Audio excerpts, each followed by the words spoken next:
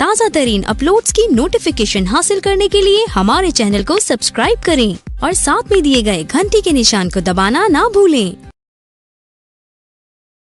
राजा ने आश्रम में रहने वाले वृद्ध ब्राह्मणों का अभिवादन किया और उनसे सत्यकृत हो अपनी राजधानी को चल दिए।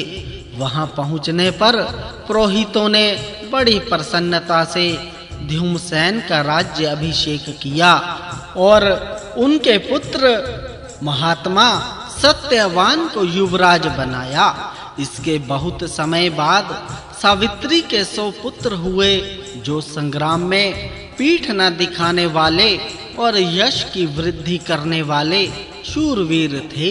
इसी प्रकार मद्रराज अश्वपति की रानी मालवी के गर्भ से उसके वैसे ही 100 भाई हुए।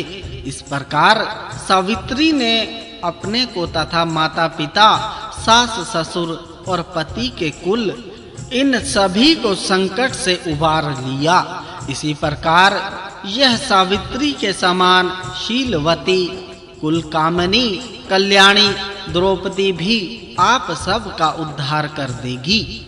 वैशंपायन जी कहते हैं, हे राजन, इस प्रकार मार्कंडेय जी के समझाने से शोक और संताप से मुक्त होकर महाराज युधिष्ठिर जी काम्यक वन में रहने लगे। जो पुरुष इस परम पवित्र सावित्री चरित्र को श्रद्धा पूर्वक सुनेगा, वह समस्त मनोरथों के सिद्ध होने से सुखी होगा और कभी दुख में नहीं पड़ेगा। सारे बोलो भगवान राम जी की जय। वन पर्व अध्याय 198। स्वपन में ब्राह्मण वेशधारी सूर्य देव जी की कर्ण को चेतावनी। जन्मेजय ने पूछा, हे ब्राह्मण, लोमस जी ने इंद्र के वचनानुसार पांडुपुत्र युधिष्ठिर से जो यह महत्वपूर्ण वाक्य कहा था कि तुम्हें जो बड़ा भारी भय लगा रहता है और जिसकी तुम किसी के सामने चर्चा भी नहीं करते, उसे भी अर्जुन के स्वर्ग में आने पर मैं दूर कर दूंगा। सो हे वैशंपायन जी, धर्मात्मा महाराज युधिष्ठिर जी को कर्ण से वह कौन सा भारी भय था जिसकी वह किसी के आगे बात भी नहीं चलाते थे। वैशंपायन जी कहते हैं, हे भरत श्रेष्ठ राजा जन्मेजय, तुम पूछ रहे हो, अतः मैं तुम्हें वह कथा सुनाता हूँ। सावधानी से मेरी बात सुनो। जब पांडवों के वनवास के 12 वर्ष बीत गए और 13वां वर्ष आरंभ हुआ, तो पांडवों के हितैषी इंद्र कर्ण से उनके कवच और कुंडल मांगने को तैयार हुए। जब सूर्य देव जी को इंद्र का ऐसा विचार मालूम हुआ, तो वे कर्ण के पास आए।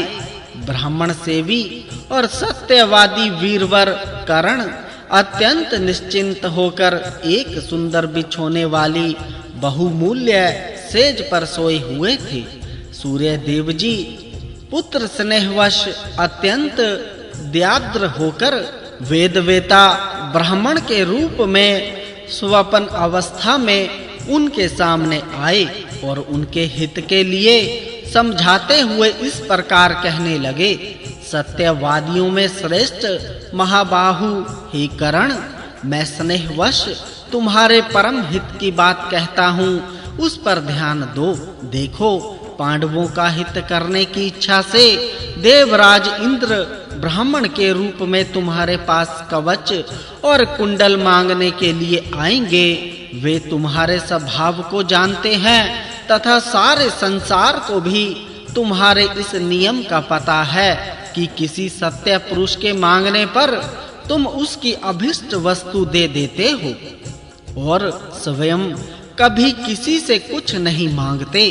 किंतु यदि तुम अपने जन्म के साथ ही उत्पन्न हुए इन कवच और कुंडलों को दे दोगे, तो तुम्हारी आयु क्षीण हो जाएगी और तुम्हारे ऊपर मृत्यु का अधिकार हो जाएगा। तुम सच मानो, जब तक तुम्हारे पास ये कवच और कुंडल रहेंगे, तुम्हें युद्ध में कोई भी शत्रु नहीं मार सकता। ये रत्नमय कवच कुंडल अमृत से उत्पन्न हुए हैं, इसीलिए यदि तुम्हें प्राण प्यारे हैं तो इनकी अवश्य रक्षा करनी चाहिए। कर्ण ने पूछा, हे भगवान, आप मेरे प्रति अत्यंत स्नेह दिखाते हुए मुझे उपदेश कर रहे हैं। यदि इच्छा हो तो बताइए, इस ब्राह्मण वेश में आप कौन हैं? ब्राह्मण ने कहा, हे तात, मैं सूर्य हूँ। मैं स्नेहवश ही तुम्हें ऐसी सम्मति दे रहा हूँ। तुम मेरी बात मानकर ऐसा ही करो, इसी में तुम्हारा विशेष कल्याण है। कर्ण बोले, जब स्वयं भगवान भास्कर ही मुझे मेरे हित की इच्छा से उपदेश कर रहे हैं, तो मेरा परम कल्याण तो निश्चित ही है। किंतु आप मेरी यह प्रार्थना सुनने की कृपा करें। आप वरदायक देव हैं। आपको प्रसन्न रखते हुए मैं प्रेम पूर्वक यह निवेदन करना चाहता हूँ कि यदि आप मुझे प्यार करते हैं तो इस व्रत से मुझे विचलित ना करें। हे सूर्य देव, संसार में मेरे इस व्रत को सभी लोग जानते हैं कि मैं श्रेष्ठ ब्राह्मणों को मांगने पर अपने प्राण भी अवश्य दान कर सकता हूँ। यदि देव श्रेष्ठ इंद्र पांडवों के हित के लिए ब्राह्मण का वेश धारण करके मेरे पास भिक्षा मांगने के लिए आएंगे, तो मैं उन्हें अपने ये दिव्य कवच और कुंडल अवश्य दे दूंगा। इससे तीनों लोकों में जो मेरा नाम हो रहा है उसे बट्टा नहीं लगेगा। मेरे जैसे लोगों को यश की ही रक्षा करनी चाहिए, प्राणों की नहीं। संसार में यशस्वी होकर ही मरना चाहिए। भगवान सूर्य जी ने कहा, हे कर्ण, तुम देवताओं की गुप्त बातें नहीं जान सकते, इसीलिए इसमें जो रहस्य है वह मैं तुम्हें नहीं बताना चाहता। समय आने पर तुम्हें वह स्वयं ही मालूम हो जाएगा। किंतु मैं तुमसे फिर भी कहता हूँ कि तुम मांगने पर भी इंद्र को अपने कुंडल मत देना, क्योंकि इन कुंडलों से युक्त रहने पर तो अर्जुन और उसका सखा स्वयं इंद्र भी तुम्हें युद्ध में परास्त करने में समर्थ नहीं है। इसीलिए यदि तुम अर्जुन को जीतना चाहते हो तो ये दिव्य कुंडल इंद्र को कदापि मत देना। कर्ण ने कहा, हे सूर्य देव, आपके प्रति मेरी जैसी भक्ति है वह आप जानते ही हैं, तथा यह बात भी आपसे छिपी नहीं है कि मेरे लिए अदैय कुछ भी नहीं है। हे भगवान, आपके प्रति मेरा जैसा अनुराग है वैसा प्रेम तो स्त्री पुत्र शरीर और सुहृदों के प्रति भी नहीं है। इसमें भी संदेह नहीं कि महाअनुभावों का अपने भक्तों पर अनुराग रहा ही करता है।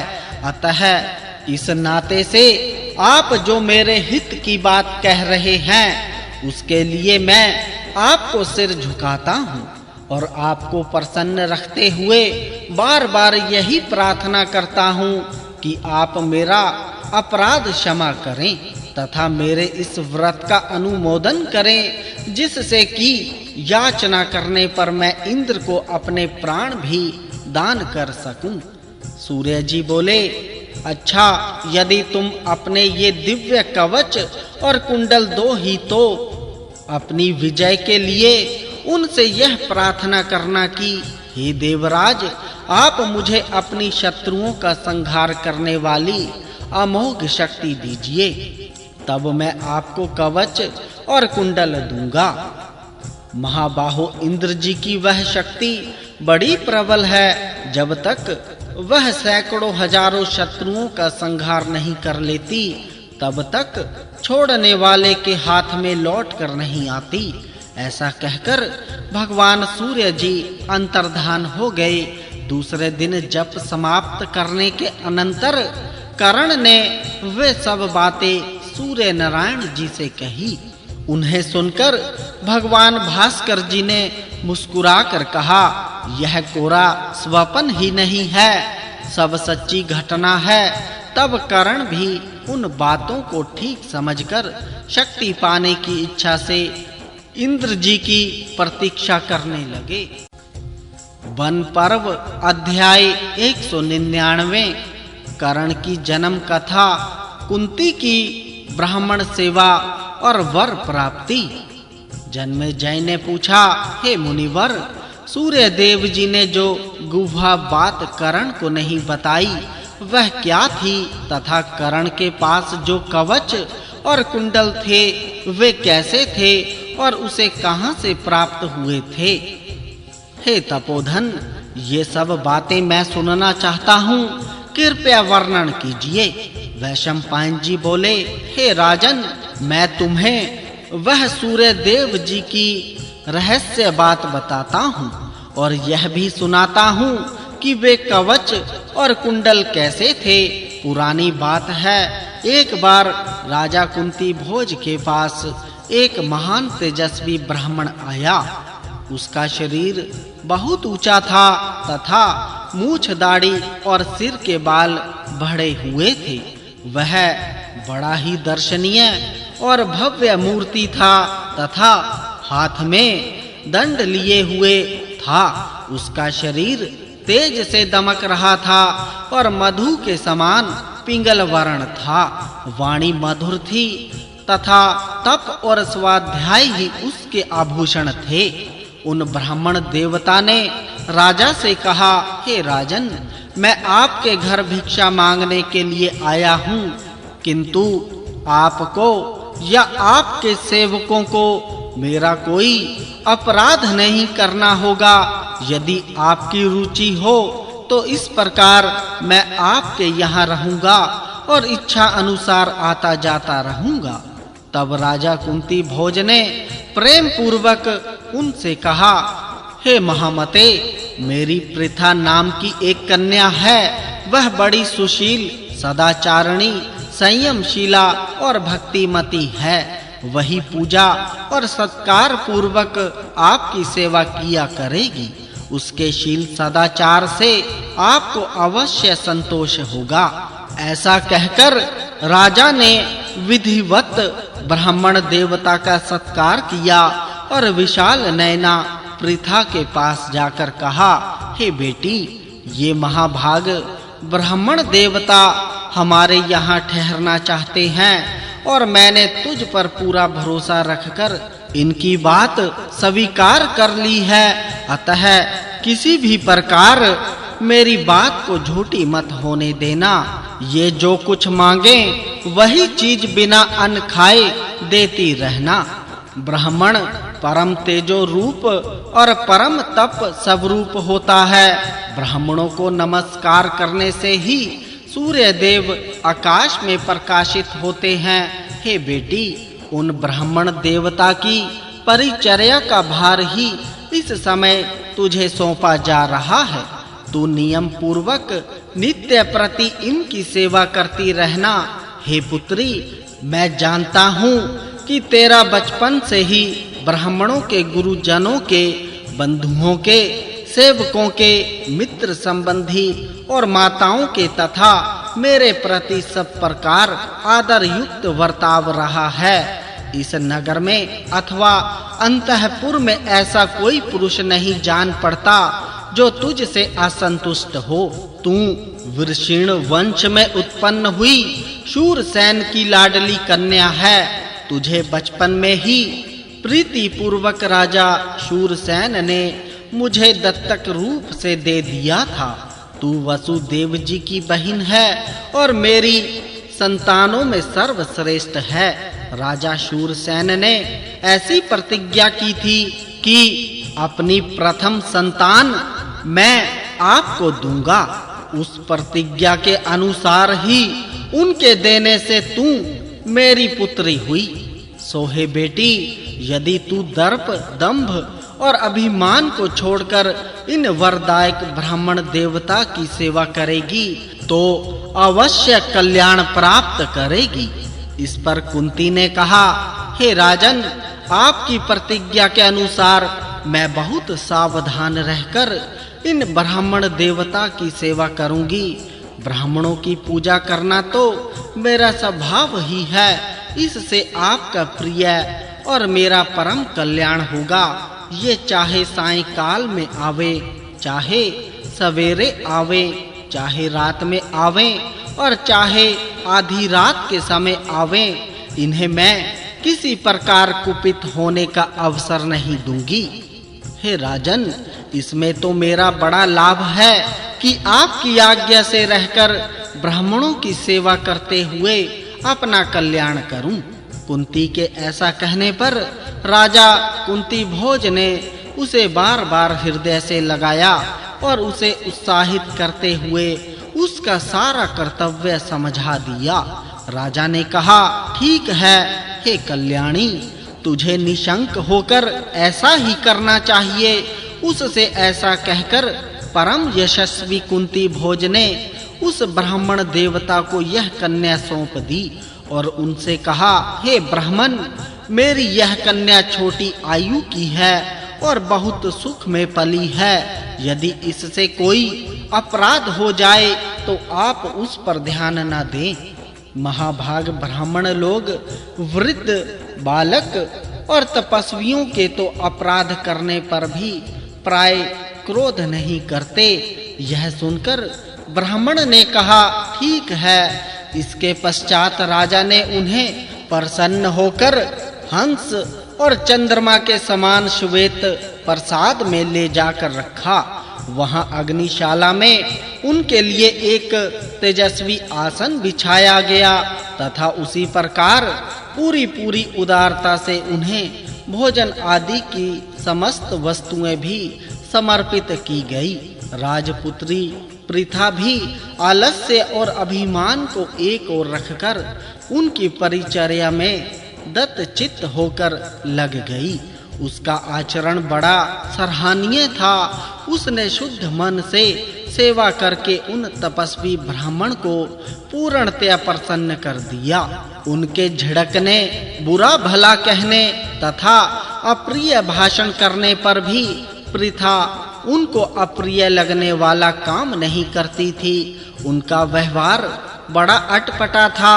कभी वे अनियत समय पर आते, कभी आते ही नहीं और कभी ऐसा भोजन मांगते जिसका मिलना अत्यंत कठिन होता, किंतु पृथा उनके सब काम इस प्रकार कर देती मानो उसने पहले से ही उनकी तैयारी कर रखी हो। वह शिष्य, पुत्र और बहन के समान उनकी सेवा में तत्पर रहती थी।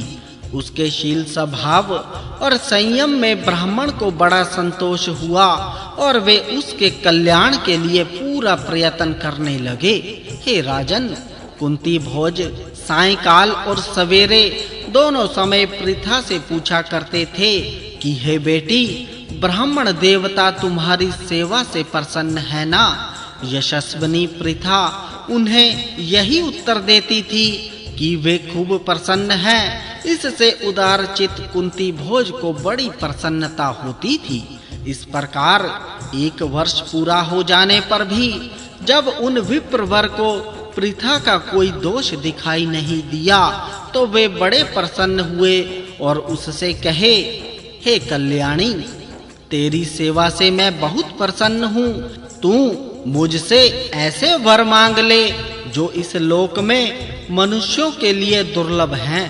तब कुंती ने कहा, हे विप्रवर, आप देव वेताओं में श्रेष्ठ हैं। आप और पिताजी मुझ पर प्रसन्न हैं। मेरे सब काम तो इसी से सफल हो गए। अब मुझे वरों की कोई आवश्यकता नहीं है। ब्राह्मण ने कहा, हे भद्रे, यदि तू कोई वर नहीं मांगती तो देवताओं का आवाहन करने के लिए मुझसे यह मंत्र ग्रहण कर ले। इस मंत्र से तू जिस देवता का आवाहन करेगी वही तेरे अधीन हो जाएगा। उसकी इच्छा हो अथवा ना हो, इस मंत्र के प्रभाव से वह शांत होकर सेवक के समान तेरे आगे विनीत हो जाएगा। ब्राह्मण देवता के ऐसा कहने पर आनंदिता पृथा शाप के भय से दूसरी बार उनसे मना नहीं कर सकी। तब उन्होंने उसे अर्थवेद शिरोभाग में आए हुए मंत्रों का उपदेश किया। पृथा को मंत्र दान करके उन्होंने कुंती भोज से कहा, हे राजन, मैं तुम्हारे यहाँ बड़े सुख से रहा। तुम्हारी कन्या ने मुझे सब प्रकार संतुष्ट रखा। अब मैं जाऊंगा। ऐसा कहकर वे वहीं अंतर्धान हो गए। सारे बोलो भगवान कृष्ण जी की जय। वन पर्व अध्याय 200। सूर्य जी द्वारा कुंती के गर्भ से कर्ण का जन्म और अधिरथ के यहाँ उसका पालन तथा विद्या अध्ययन।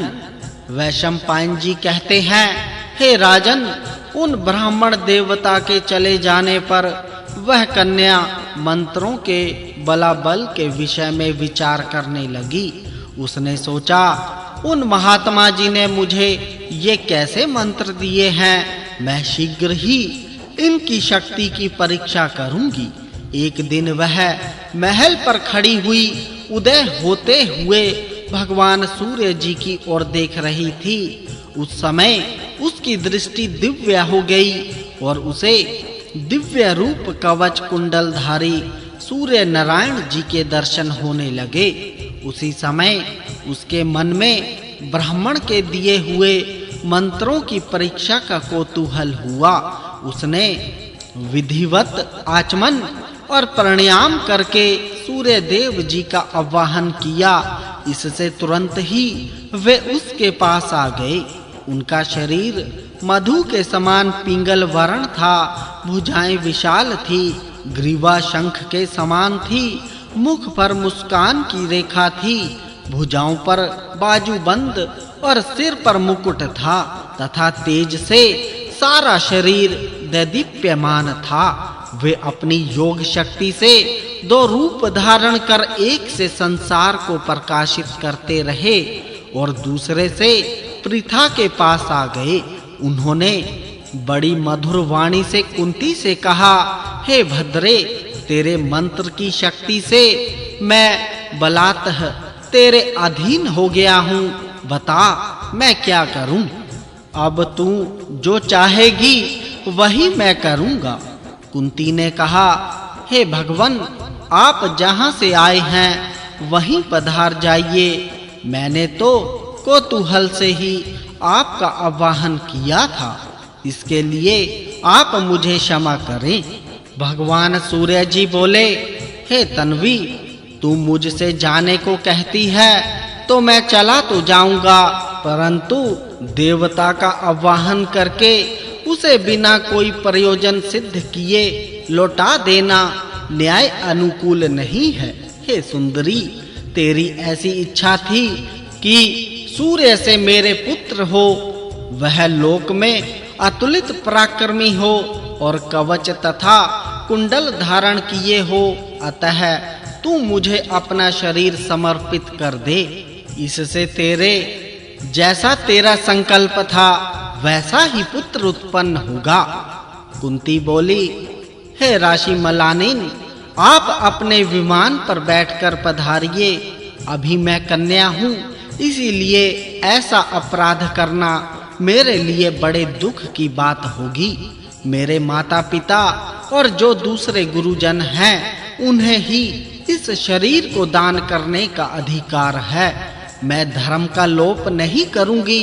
लोक में स्त्रियों के सदाचारी की ही पूजा होती है और वह सदाचार अपने शरीर को अनाचार से सुरक्षित रखना ही है।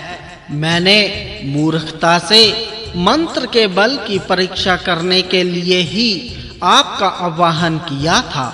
सो हे भगवन, मुझे बालिका जानकर यह अपराध क्षमा करें। भगवान सूर्य जी ने कहा, हे भीरु, तू बालिका है, इसीलिए मैं तेरी खुशामद कर रहा हूँ। किसी दूसरी स्त्री की मैं विनय नहीं करता। हे कुंती, तू मुझे अपना शरीर दान कर दे, इससे तुझे शांति मिलेगी।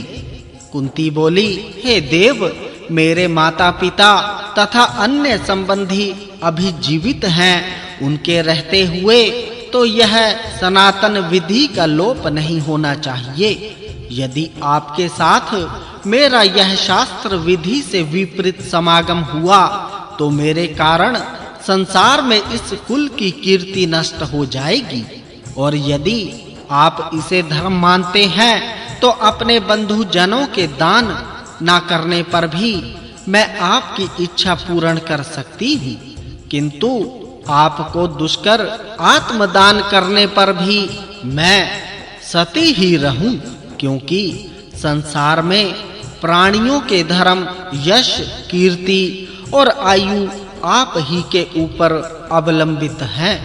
सूर्य जी ने कहा, हे सुंदरी, ऐसा करने से तेरा आचरण अधर्ममय नहीं माना जाएगा। भला लोगों के हित की दृष्टि से मैं भी अधर्म का आचरण कैसे कर सकता हूँ? कुंती बोली, हे भगवान, यदि ऐसी बात है और मुझसे आप जो पुत्र उत्पन्न करें वह जन्म से ही उत्तम कवच और कुंडल पहने हुए हो तो मेरे साथ आपका समागम हो सकता है, किंतु वह बालक पराक्रम, रूप, सतव, ओज और धर्म से संपन्न होना चाहिए। सूर्य जी ने कहा, हे राजकन्याएं, मेरी माता अदिति से मुझे जो कुंडल और उत्तम कवच मिले हैं वे ही मैं उस बालक को दूंगा। कुंती बोली, हे ऋषि मालिन, आप जैसा कह रहे हैं यदि वैसा ही पुत्र मुझसे हो तो मैं बड़े प्रेम से आपके साथ सहवास करूंगी। वैशंपायन जी कहते हैं, तब भगवान भास्कर जी ने अपने तेज से उसे मोहित कर दिया और योग शक्ति से उसके भीतर प्रवेश करके गर्भ स्थापित किया। उसके कन्या तत्व को दूषित नहीं किया। गर्भाधान हो जाने पर वह फिर सचेत हो गई। इस प्रकार आकाश में जैसे चंद्रमा उदित होता है वैसे ही माघ शुक्ला प्रतिपदा के दिन पृथा के गर्भ स्थापित हुआ। उसके अंतःपुर में रहने वाली एक धाई के सिवा और किसी स्त्री को इसका पता नहीं चला। सुंदरी पृथा ने यथा समय एक देवता के समान कांतिमान बालक उत्पन्न किया तथा सूर्य देव की कृपा से वह कन्या ही बनी रही। वह बालक अपने पिता के समान ही शरीर पर कवच और कानों में सुवर्ण के उज्जवल कुंडल पहने हुए था तथा उसके नेत्र सिंह के समान और कंधे बैल के से थे। पृथा ने धात्री से सलाह करके एक पिटारी मंगवाई, उसमें अच्छी तरह से कपड़े बिछाए और ऊपर चारों ओर मोम चुपड़ दिया। फिर उसी में उस नवजात शिशु को लिटाकर ऊपर से ढक्कन लगाकर अश्व नदी में छोड़ दिया। उस पिटारी को जल में छोड़ते समय कुंती ने रो रो कर जो शब्द कहे थे वे सुनो। हे बेटा, नभचर, स्थलचर और जलचर जीव तथा दिव्य प्राणी तेरा मंगल करें। तेरा मार्ग मंगलमय हो, शत्रु से तुझे कोई विघ्न ना हो। जल में जल के स्वामी वरुण तेरी रक्षा करे। आकाश में स्वर्गगामी पवन तेरा रक्षक हो तथा तेरे पिता सूर्य देव तेरी सर्वत्र रक्षा करें। तू कभी विदेश में भी मिलेगा तो इन कवच और कुंडलों से मैं तुझे पहचान लूंगी। पृथा ने इसी प्रकार करुणा पूर्वक बहुत विलाप किया और फिर अत्यंत व्याकुल होकर धात्री के साथ राजमहल में लौट आई। वह पिटारी तैरती तैरती अश्व नदी से चर्मणवती अर्थात चंबल नदी में गई और उससे यमुना में पहुंच गई। फिर यमुना में बहती बहती वह गंगा जी में चली गई और जहां अधिरथ सूत रहता था उस चंपापुरी में आ गई। इसी समय राजा धृतराष्ट्र का मित्र अधिरथ अपनी स्त्री के साथ गंगा तट पर आया। हे राजन, उसकी स्त्री राधा संसार में अनुपम रूपवती थी, किंतु उसके कोई पुत्र नहीं हुआ था। इसीलिए वह पुत्र प्राप्ति के लिए विशेष रूप से यत्न करती रहती थी। देव योग से उसकी दृष्टि गंगा जी में बहती हुई पिटारी पर पड़ी। जब वह गंगा जी की तरंगों से टकराकर किनारे पर लग गई तो उसने कुतूहलवश अधिरथ से कहकर उसे जल से बाहर निकलवाया। जब उसे औजारों से खुलवाया तो उसमें एक तरुण सूर्य जी के समान तेजस्वी बालक दिखाई दिया। वह सोने का कवच पहने हुए था तथा उसका मुख उज्जवल कुंडलों की कांति से दीप रहा था। उस बालक को देखकर अधिरथ और उसकी स्त्री के नेत्र विस्मय से खिल उठे। अधिरथ ने उसे गोद में लेकर अपनी स्त्री से कहा, हे प्रिय, मैंने जब से जन्म लिया है तब से आज ही ऐसा विचित्र बालक देखा है। मैं तो ऐसा समझता हूँ यह कोई देवताओं का बालक हमारे पास आया है। मैं पुत्रहीन था, इसीलिए अवश्य देवताओं ने ही मुझे यह पुत्र दिया है। ऐसा कहकर उसने वह बालक राधा को दे दिया तथा राधा ने उस दिव्य रूप देव शिशु को, जो कमल कोश के समान शोभा संपन्न था, विधिवत ग्रहण कर लिया और उसका नियमानुसार पालन करने लगी। इस प्रकार वह पराक्रमी बालक बड़ा होने लगा। तब से अधिरथ के औरस पुत्र भी होने लगे। उस बालक को वसुवर्म अर्थात सोने का कवच और सुवर्णमय कुंडल पहने देखकर ब्राह्मणों ने उसका नाम वसुश्रेण रखा। इस तरह वह अतुलित पराक्रमी बालक सूत पुत्र कहलाया और वसुश्रेण या वृष नाम से विख्यात हुआ। दिव्य कवचधारी होने से पृथा ने भी दूतों द्वारा मालूम करा लिया कि उसका श्रेष्ठ पुत्र अंग देश में एक सूत के घर पल रहा है। अधिरथ ने जब देखा कि अब यह बड़ा हो गया है तो उसे विद्योपार्जन के लिए हस्तिनापुर भेज दिया। वहां वह द्रोणाचार्य के पास रहकर अस्त्र विद्या सीखने लगा। इस प्रकार दुर्योधन के साथ उसकी मित्रता हो गई। उसने द्रोण, कृप और परशुराम जी से चारों प्रकार के अस्त्रों का संचालन सीखा और इस प्रकार महान धनुर्धर होकर संपूर्ण लोकों में प्रसिद्ध हो गया। वह दुर्योधन से मेल करके सर्वदा पांडवों का अप्रिय करने में तत्पर रहता था और सदा ही अर्जुन से युद्ध करने की टोह में रहता था। हे राजन, निसंदेह यही सूर्य देव की गुप्त बात थी कि कर्ण का जन्म सूर्य द्वारा कुंती के उदर से हुआ था और पालन सूत परिवार में। कर्ण को कवच कुंडल युक्त देखकर महाराज युधिष्ठिर उसे युद्ध में अवध्य अर्थात अजय समझते थे और इसी से उन्हें चिंता रहती थी। हे महाराज, कर्ण मध्याह्न के समय जल में खड़े होकर हाथ जोड़कर सूर्य जी की स्तुति किया करते थे। उस समय ब्राह्मण लोग धन पाने की इच्छा से उनके आसपास लगे रहते थे, क्योंकि उनके पास ऐसी कोई वस्तु नहीं थी जिसे वे ब्राह्मणों को ना दे सकें। सारे बोलो भगवान शंकर जी की जय। वन पर्व अध्याय 201। इंद्र को कवच कुंडल देकर कर्ण का अमोघ शक्ति प्राप्त करना। श्री वैशंपायन जी कहते हैं, हे राजन, एक दिन देवराज इंद्र ब्राह्मण का रूप धारण करके कर्ण के पास आए और भिक्षा देही ऐसा कहा। इस पर कर्ण ने कहा, पधारिए, आपका स्वागत है।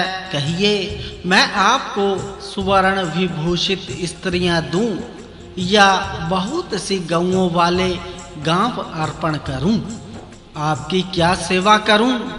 ब्राह्मण ने कहा, इनकी मुझे इच्छा नहीं है। यदि आप वास्तव में सत्य प्रतिज्ञा हैं तो आपके जो ये जन्म के साथ उत्पन्न हुए कवच और कुंडल हैं, ये ही उतार कर हमें दे दीजिए। आपसे मुझे इन्हीं को लेने की बहुत उतावली है। मेरे लिए यह सबसे बढ़कर लाभ की बात होगी।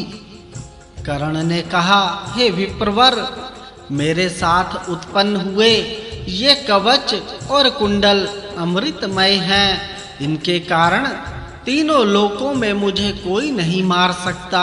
इसीलिए इन्हें मैं अपने से विलंग करना नहीं चाहता। इसीलिए आप मुझसे विस्तृत और शत्रुहीन पृथ्वी का राज्य ले लीजिए। इन कवच और कुंडलों को देकर तो मैं शत्रुओं का शिकार बन जाऊंगा। जब ऐसा कहने पर भी इंद्र ने दूसरा वर नहीं मांगा तो कर्ण ने हंसकर कहा, हे देवराज, मैं आपको पहले ही पहचान गया हूँ। मैं आपको कोई वस्तु दूं और उसके बदले में मुझे कुछ भी ना मिले, यह उचित नहीं है। आप साक्षात देवराज हैं, आपको भी मुझे कोई वर देना चाहिए। आप अनेकों अन्य जीवों के स्वामी और उनकी रचना करने वाले हैं। हे देवेश्वर, यदि मैं आपको कवच और कुंडल दे दूंगा तो शत्रुओं का वध हो जाऊंगा और आपकी भी हंसी होगी। इसीलिए कोई बदला देकर आप भले ही ये दिव्य कवच कुंडल ले जाइए, और किसी प्रकार मैं इन्हें दे नहीं सकता। इंद्र ने कहा, मैं तुम्हारे पास आने वाला हूँ। यह बात सूर्य को मालूम हो गई थी। निस्संदेह उन्हीं ने तुम्हें भी सब बातें बता दी होंगी। सो कोई बात नहीं, तुम जैसा चाहते हो वैसा ही सही। तुम एक वज्र को छोड़कर मुझसे कोई भी चीज मांग सकते हो। कर्ण बोले, हे इंद्रदेव, आप इन कवच और कुंडलों के बदले में मुझे अपनी अमोघ शक्ति दे दीजिए, जो संग्राम में अनेकों शत्रुओं का संहार कर देने वाली है। तब शक्ति के विषय में थोड़ी देर विचार करके इंद्र ने कहा, तुम मुझे अपने शरीर के साथ उत्पन्न हुए कवच और कुंडल दे दो और मुझसे मेरी शक्ति ले लो, किंतु इसके साथ एक शर्त है, वह यह कि मेरे हाथ से छूटने पर यह शक्ति अवश्य ही सैकड़ों शत्रुओं का संहार करती है और फिर मेरे ही हाथ में लौट आती है। सो यह जब तुम्हारे हाथ से छूटेगी तो जो गरज गरज कर तुम्हें अत्यंत संतप्त कर रहा होगा, ऐसे एक ही प्रलव शत्रु को मारकर फिर मेरे ही हाथ में आ जाएगी। कर्ण ने कहा, हे देवराज, मैं भी केवल एक ही ऐसे शत्रु को मारना चाहता हूँ जो घनघोर युद्ध में गरज गरज कर मुझे संतप्त कर रहा हो और जिससे मुझे भय उत्पन्न हो गया हो।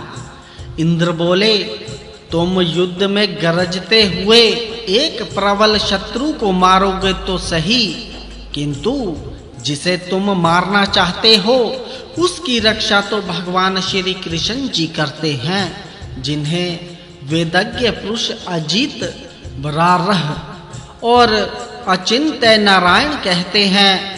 कर्ण ने कहा, हे भगवान, भले ही ऐसी बात हो, तथापि आप मुझे एक वीर का नाश करने वाली अमोघ शक्ति दीजिए, जिससे कि मैं अपने को संतप्त करने वाले शत्रु का संहार कर सकूं। इंद्र जी बोले, एक बात और है, यदि दूसरे शस्त्रों के रहते हुए और प्राणांत संकट उपस्थित होने से पहले ही तुम प्रमादवश इस अमोघ शक्ति को छोड़ दोगे तो यह तुम्हारे ही ऊपर पड़ेगी। कर्ण ने कहा, हे इंद्र जी, आपके कथनानुसार मैं आपकी इस शक्ति को बड़े भारी संकट में पड़ने पर ही छोड़ूंगा। यह मैं सच सच कहता हूँ। वैशंपायन जी कहते हैं, हे राजन, तब उस प्रज्वलित शक्ति को लेकर कर्ण एक पैने शस्त्र से अपने समस्त अंगों को छीलकर कवच उतारने लगे। उन्हें शस्त्र से अपना शरीर काटते और बार-बार मुस्कुराते हुए देखकर देवता लोग दुंदुभिया बजाने लगे और दिव्य पुष्पों की वर्षा करने लगे। इस प्रकार अपने शरीर से उधेड़कर उन्होंने वह खून से भीगा हुआ दिव्य कवच इंद्र को दे दिया तथा दोनों कुंडलों को भी कान से काटकर उन्हें सौंप दिया। इस दुष्कर कर्म के कारण ही वे कर्ण कहलाए।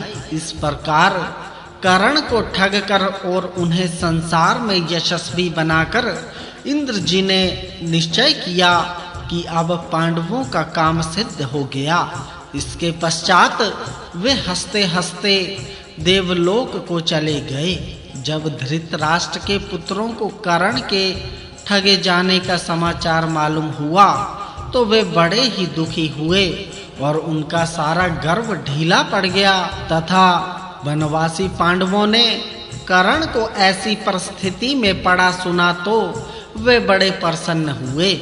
सारे बोलो भगवान कृष्ण जी की जय। वन पर्व अध्याय 202। ब्राह्मण की अरणी लाने के लिए पांडवों का मृग के पीछे जाना तथा भीमसेन आदि चारों भाइयों का एक सरोवर पर निर्जीव होकर गिरना। राजा जन्मेजय ने पूछा, हे मुनिवर जी, इस प्रकार द्रौपदी के जयद्रथ द्वारा हरे जाने से तो पांडवों को बड़ा भारी कष्ट हुआ था, अतः उन्होंने उसे फिर पाकर क्या किया? वैशंपायन जी बोले, इस प्रकार द्रौपदी के हरे जाने से अत्यंत दुखी होकर राजा युधिष्ठिर काम्यक वन को छोड़कर भाइयों सहित पुनः द्वैत वन में ही आ गए। वहां सुस्वादु फल मूल आदि की प्रचुरता थी तथा तरह-तरह के वृक्षों के कारण वह बड़ा रमणीय जान पड़ता था।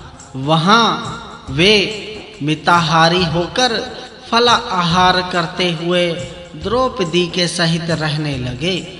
उस वन में एक ब्राह्मण के अरणी सहित मंथन काष्ठ से एक हरिण सींग खुजलाने लगा। देव योग से वह काष्ठ उसके सींग में फंस गया। मृग कुछ बड़े ढील ढोल का था। वह उसे लिए हुए उछलता कूदता दूसरे आश्रम में पहुंच गया। यह देखकर वह ब्राह्मण अग्निहोत्र की रक्षा के लिए घबराकर जल्दी से पांडवों के पास आया। उसने भाइयों के साथ बैठे हुए महाराज युधिष्ठिर के पास आकर कहा, हे राजन, मैंने अरणी के सहित अपना मंथन काष्ठ पेड़ पर टांग दिया था। उसमें एक मृग अपना सींग खुजलाने लगा। इससे वह उसके सींग में फंस गया। वह विशाल मृग चौकड़ी भरता हुआ उसे लेकर भाग गया। सो आप उसके खुरों के चिन्ह देखते हुए उसे पकड़िए और वह मंथन काष्ठ ला दीजिए, जिससे मेरे अग्निहोत्र का लोप ना हो। ब्राह्मण की बात सुनकर महाराज युधिष्ठिर जी को बहुत दुख हुआ और वे भाइयों सहित धनुष लेकर मृग के पीछे चले। सब भाइयों ने उसे बींधने का बहुत प्रयत्न किया, किंतु वे सफल ना हुए तथा देखते-देखते वह उनकी आंखों से ओझल हो गया। उसे ना देखकर वे हतोत्साह हो गए और उन्हें बहुत दुख हुआ। घूमते घूमते वे गहन वन में एक बट वृक्ष के पास पहुँचे और भूख प्यास से शिथिल होकर उसकी शीतल छाया में बैठ गए। तब धर्मराज ने नकुल से कहा, हे भैया, तुम्हारे ये सब भाई प्यासे और थके हुए हैं। यहाँ पास ही कहीं जल या जलाशय के पास उत्पन्न होने वाले वृक्ष हो तो देखो। नकुल जो आज्ञा कहकर वृक्ष पर चढ़ गए और इधर-उधर देखकर कहने लगे, हे राजन, मुझे जल के पास लगने वाले बहुत से वृक्ष दिखाई दे रहे हैं तथा सारसों का शब्द भी सुनाई देता है, इसीलिए यहाँ अवश्य पानी होगा। तब सत्यनिष्ठ युधिष्ठिर जी ने कहा, तो सौम्य, तुम शीघ्र ही जाओ और तरकशों में पानी भर लाओ। बड़े भाई की आज्ञा होने पर नकुल बहुत अच्छा ऐसा कहकर बड़ी तेजी से चले और जल्दी ही जलाशय के पास पहुंच गए। वहां सारसों से घिरा हुआ बड़ा निर्मल जल देखकर वे ज्यों ही पीने के लिए झुके कि उन्हें यह आकाशवाणी सुनाई दी, तात नकुल, साहस ना करो। पहले ही से मेरा एक नियम है, मेरे प्रश्नों का उत्तर दो, उसके बाद जल पीना और ले जाना। किंतु नकुल को बड़ी प्यास लगी हुई थी। उन्होंने उस वाणी की कोई परवाह नहीं की, किंतु ज्यों ही वह शीतल जल पिया कि उसे पीते ही वे भूमि पर गिर गए। नकुल को देर हुई देख कुंती नंदन युधिष्ठिर ने वीर सहदेव से कहा, हे सहदेव, तुम्हारे ज्येष्ठ भ्राता भाई नकुल को गए हुए बहुत देर हो गई है, अतः तुम जाकर उन्हें लिवा लाओ और जल भी लेते आओ। सहदेव भी जो आज्ञा ऐसा कहकर उसी दिशा में चले। वहां उन्होंने भाई नकुल को मृत अवस्था में पृथ्वी पर पड़े देखा। उन्हें भाई के लिए बड़ा शोक हुआ, किंतु इधर प्यास भी पीड़ित कर रही थी। वे पानी की ओर चले। इसी समय आकाशवाणी ने कहा, तात सहदेव, साहस ना करो। पहले ही से मेरा एक नियम है, मेरे प्रश्नों का उत्तर दो, उसके बाद जल पीना और ले जाना। सहदेव को बड़े जोर की प्यास लगी हुई थी। उन्होंने उस वाणी की कोई परवाह नहीं की, किंतु ज्यों ही उन्होंने वह शीतल जल पिया कि उसे पीते ही वे भूमि पर गिर गए। अब धर्मराज जी ने अर्जुन से कहा, शत्रु दमन, हे अर्जुन, तुम्हारे भाई नकुल सहदेव गए हुए हैं, तुम उन्हें लिवा लाओ और जल भी ले आओ। हे भैया, हम सब दुखियों के तुम ही सहारे हो। तब अर्जुन जी ने धनुष बाण उठाया और तलवार म्यान से बाहर निकाली। इस प्रकार वे सरोवर पर पहुँचे, किंतु वहां उन्होंने देखा कि जल लेने के लिए आए हुए उनके दोनों भाई मरे पड़े हैं। इससे पुरुष सिंह पार्थ को बड़ा दुख हुआ और वे धनुष चढ़ाकर उस वन में सब ओर देखने लगे, परंतु उन्हें वहां कोई भी प्राणी दिखाई नहीं दिया। तब प्यास से शिथिल होने के कारण वे जल की ओर चले। इसी समय उन्हें यह आकाशवाणी सुनाई दी, हे कुंती नंदन, तुम पानी की ओर क्यों जाते हो? तुम जबरदस्ती यह पानी नहीं पी सकोगे। यदि तुम मेरे पूछे हुए प्रश्नों का उत्तर दे दोगे तो ही जल पी सकोगे और ले जा भी सकोगे। इस प्रकार रोके जाने पर अर्जुन ने कहा, जरा प्रकट होकर रोको, फिर तो मेरे वाणों से बिंद होकर ऐसा कहने का साहस ही नहीं कर सकोगे। ऐसा कहकर अर्जुन जी ने शब्द वेद का कौशल दिखाते हुए सारी दिशाओं को अभिमंत्रित वाणों से व्याप्त कर दिया। तब यक्ष ने कहा, हे अर्जुन, इस वृथा उद्योग से क्या होना है? तुम मेरे प्रश्नों का उत्तर देकर जल पी सकते हो। यदि बिना उत्तर दिए पियोगे तो पीते ही मर जाओगे। यक्ष के ऐसा कहने पर सव्यसाची धनंजय ने उसकी कोई परवाह नहीं की और वे जल पीते ही गिर गए। अब कुंती नंदन युधिष्ठिर जी ने भीमसेन से कहा, हे भरत नंदन, नकुल, सहदेव और अर्जुन जल लाने के लिए बड़ी देर के गए हुए हैं, अभी तक नहीं लौटे। तुम उन्हें लिवा लाओ और जल भी ले आओ। भीमसेन बहुत अच्छा ऐसा कहकर उस स्थान पर आए जहां की उनके सब भाई मारे गए थे। उन्हें देखकर भीम को बड़ा दुख हुआ। इधर प्यास भी उन्हें बेतरह सता रही थी। उन्होंने समझा यह काम यक्ष राक्षसों का है और आज मुझे उनसे अवश्य युद्ध करना पड़ेगा, इसीलिए पहले पानी पी लूं। यह सोचकर वे प्यास से व्याकुल होकर जल की ओर चले। इतने ही में यक्ष बोल उठा, हे भैया भीमसेन, साहस ना करो। पहले ही से मेरा एक नियम है, मेरे प्रश्नों का उत्तर देकर तुम जल पी सकते हो और ले जा भी सकते हो। अतुलित तेजस्वी यक्ष के ऐसा कहने पर भी भीम ने उसके प्रश्नों का उत्तर दिए बिना ही जल पिया और पीते ही वे भूमि पर गिर गए। सारे बोलो भगवान कृष्ण जी की जय। वन पर्व अध्याय 203 यक्ष युधिष्ठिर संवाद। वैशंपायन जी कहते हैं, इधर महाराज युधिष्ठिर भीम को बहुत विलंब हुआ देखकर बड़े चिंतित हुए। उनका चित्त शोकानल से संतप्त हो उठा और वे स्वयं ही जाने को खड़े हो गए। जलाशय के तट पर पहुंचकर उन्होंने देखा कि उनके चारों भाई मरे हुए पड़े हैं। उन्हें निश्चेष्ट पड़े देखकर महाराज युधिष्ठिर जी अत्यंत खिन्न हो गए। शोक समुद्र में डूबकर वे सोचने लगे, इन वीरों को किसने मारा है? इनके अंगों में कोई शस्त्र प्रहार का चिन्ह भी नहीं है और यहाँ किसी के चरण चिन्ह भी दिखाई नहीं देते। जिसने मेरे भाइयों को मारा है, मैं समझता हूँ वह कोई महान प्राणी होगा।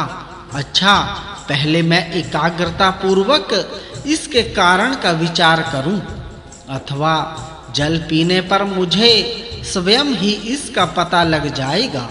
ऐसा ना हो कि हम लोगों से छिपे-छिपे कूट बुद्धि शकुनी जी के द्वारा दुर्योधन ने यह विशाला सरोवर बनवा दिया हो, किंतु इसका जल विशाला भी नहीं जान पड़ता, क्योंकि मर जाने पर भी मेरे इन भाइयों के शरीर में कोई विकार नहीं जान पड़ता, तथा इनके चेहरे का रंग भी खिला हुआ है। इनमें से प्रत्येक जल के प्रबल प्रवाह के समान महाबली है। इन पुरुष श्रेष्ठों का सामना भी साक्षात यमराज के सिवा और कौन कर सकता है। यह सब सोचकर वे जल में उतरने को तैयार हुए। इसी समय उन्हें आकाशवाणी सुनाई दी। उसने कहा, मैं बगुला हूँ, मैंने ही तुम्हारे भाइयों को मारा है। यदि तुम मेरे प्रश्नों का उत्तर नहीं दोगे तो 5 वे तुम भी इन्हीं के साथ सोओगे। हे तात, साहस ना करो, मेरा पहले ही से यह नियम है, तुम मेरे प्रश्नों का उत्तर दे दो, फिर जल पीना और ले भी जाना। युधिष्ठिर ने कहा, यह काम पक्षी का तो हो नहीं सकता, अतः मैं आपसे पूछता हूँ कि आप रुद्र, वसु अथवा मरुत आदि प्रधान देवताओं में से कौन हैं? यक्ष ने कहा, मैं कोरा जलचर पक्षी ही नहीं, मैं यक्ष हूँ। तुम्हारे ये महान तेजस्वी भाई मैंने ही मारे हैं। यक्ष की यह मंगलमयी और कठोर वाणी सुनकर राजा युधिष्ठिर जी उसके पास जाकर खड़े हो गए। उन्होंने देखा कि एक विकट नेत्रों वाला विशालकाय यक्ष वृक्ष के ऊपर बैठा है। वह बड़ा ही दुर्धर्ष ताल के समान लंबा, अग्नि के समान तेजस्वी और पर्वत के समान विशाल है। वही अपना गंभीर नादमयी वाणी से उन्हें ललकार रहा है। फिर वह युधिष्ठिर से कहने लगा, हे राजन, तुम्हारे इन भाइयों को मैंने बार-बार रोका था, फिर भी इन्होंने मूर्खता से जल ले जाना ही चाहा। इसी से मैंने इन्हें मार डाला। यदि तुम्हें अपने प्राण बचाने हो तो यहाँ जल नहीं पीना चाहिए। यह स्थान पहले ही से मेरा है। मेरा यह नियम है कि पहले मेरे प्रश्नों का उत्तर दो, उसके बाद जल पीना और ले भी जाना। युधिष्ठिर ने कहा, मैं आपके अधिकार की चीज को ले जाना नहीं चाहता। आप मुझसे प्रश्न कीजिए। कोई पुरुष स्वयं ही अपनी प्रशंसा करे, इस बात की सत्य पुरुष बढ़ाई नहीं करते। मैं अपनी बुद्धि के अनुसार उनके उत्तर दूंगा। यक्ष ने पूछा, सूर्य जी को कौन उदित करता है? उसके चारों ओर कौन चलते हैं? उसे अस्त कौन करता है और वह किस में प्रतिष्ठित है? युधिष्ठिर जी बोले, ब्रह्म सूर्य जी को उदित करता है, देवता उसके चारों ओर चलते हैं, धर्म उसे अस्त करता है और वह सत्य में प्रतिष्ठित है। यक्ष ने पूछा, मनुष्य क्षत्रिय किस से होता है? महत् पद को किसके द्वारा प्राप्त करता है? किसके द्वारा वह द्वितीयवान होता है और किससे बुद्धिमान होता है? युधिष्ठिर ने कहा, श्रुति के द्वारा मनुष्य क्षत्रिय होता है, तप से महत् पद प्राप्त करता है, धृति से द्वितीयवान अर्थात ब्रह्म रूप होता है और वृद्ध पुरुषों की सेवा से बुद्धिमान होता है। यक्ष ने पूछा, ब्राह्मणों में देव तत्व क्या है? उनमें सत्य पुरुषों का सा धर्म क्या है? मनुष्यता क्या है? और असत्य पुरुषों का सा आचरण क्या है? युधिष्ठिर बोले, वेदों का स्वाध्याय ही ब्राह्मणों में देवत्व है, तप सत्य पुरुषों का सा धर्म है, मरना मानुषी भाव है और निंदा करना असत्य पुरुषों का सा आचरण है। यक्ष ने पूछा, क्षत्रियों में देवत्व क्या है? उनमें सत्य पुरुषों का सा धर्म क्या है? मनुष्यता क्या है? और उनमें असत्य पुरुषों का सा आचरण क्या है? युधिष्ठिर बोले, वाण विद्या क्षत्रियों का देवत्व है, यज्ञ उनका सत्य पुरुषों का सा धर्म है, भय मानवी भाव है और दीनों की रक्षा ना करना असत्य पुरुषों का सा आचरण है। यक्ष ने पूछा, कौन एक वस्तु यज्ञ साम है? कौन एक यज्ञ यजु है? कौन एक वस्तु यज्ञ का वर्ण करती है और किस एक का यज्ञ अतिक्रमण नहीं करता? युधिष्ठिर ने उत्तर दिया, प्राण ही यज्ञ साम है, मन ही यज्ञ यजु है, एकमात्र ऋक ही यज्ञ का वर्ण करती है और एकमात्र ऋक का ही यज्ञ अतिक्रमण नहीं करता। यक्ष ने पूछा, आवपन अर्थात देव तर्पण करने वालों के लिए कौन वस्तु श्रेष्ठ है? निवपन अर्थात पितरों का तर्पण करने वालों के लिए क्या श्रेष्ठ है? प्रतिष्ठा चाहने वालों के लिए कौन वस्तु श्रेष्ठ है तथा संतान चाहने वालों के लिए क्या श्रेष्ठ है? युधिष्ठिर बोले, आवपन करने वालों के लिए वर्षा श्रेष्ठ फल है, निवपन करने वालों के लिए बीज अर्थात धन धान्य आदि संपत्ति श्रेष्ठ है। प्रतिष्ठा चाहने वालों के लिए गौ श्रेष्ठ है और संतान चाहने वालों के लिए पुत्र श्रेष्ठ है। यक्ष ने पूछा, ऐसा कौन पुरुष है जो इंद्रियों के विषयों को अनुभव करते हुए, श्वास लेते हुए तथा बुद्धिमान लोक में सम्मानित और सब प्राणियों का माननीय होकर भी वास्तव में जीवित नहीं है? युधिष्ठिर जी ने कहा, जो देवता, अतिथि, सेवक, माता-पिता और आत्मा इन पांचों का पोषण नहीं करता, वह श्वास लेने पर भी जीवित नहीं है। यक्ष ने पूछा, पृथ्वी से भी भारी क्या है? आकाश से भी ऊंचा क्या है? वायु से भी तेज चलने वाला क्या है? और तिनकों से भी अधिक संख्या में क्या है? युधिष्ठिर जी बोले, माता भूमि से भी भारी अर्थात बढ़कर है, पिता आकाश से भी ऊंचा है, मन वायु से भी तेज चलने वाला है और चिंता तिनकों से भी बढ़कर है। यक्ष ने पूछा, सो जाने पर पलक कौन नहीं मूंदता? उत्पन्न होने पर चेष्टा कौन नहीं करता? हृदय किसमें नहीं है और वेग से कौन बढ़ता है? युधिष्ठिर ने कहा, मछली सोने पर भी पलक नहीं मूंदती, अंडा उत्पन्न होने पर भी चेष्टा नहीं करता, पत्थर में हृदय नहीं है और नदी वेग से बढ़ती है। यक्ष ने पूछा, विदेश में जाने वाले का मित्र कौन है? घर में रहने वाले का मित्र कौन है? रोगी का मित्र कौन है? और मृत्यु के समीप पहुँचे हुए पुरुष का मित्र कौन है?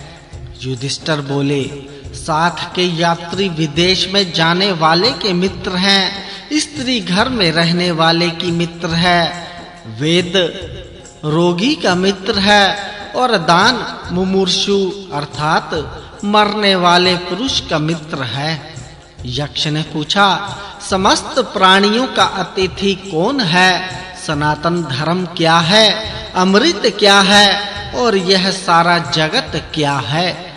युधिष्ठिर ने उत्तर दिया, अग्नि समस्त प्राणियों का अतिथि है, गौ का दूध अमृत है, अविनाशी नित्य धर्म ही सनातन धर्म है और वायु यह सारा जगत है। यक्ष ने पूछा, अकेला कौन विचरता है? एक बार उत्पन्न होकर पुनः कौन उत्पन्न होता है? शीत की औषधि क्या है और महान आवपन्न अर्थात क्षेत्र क्या है?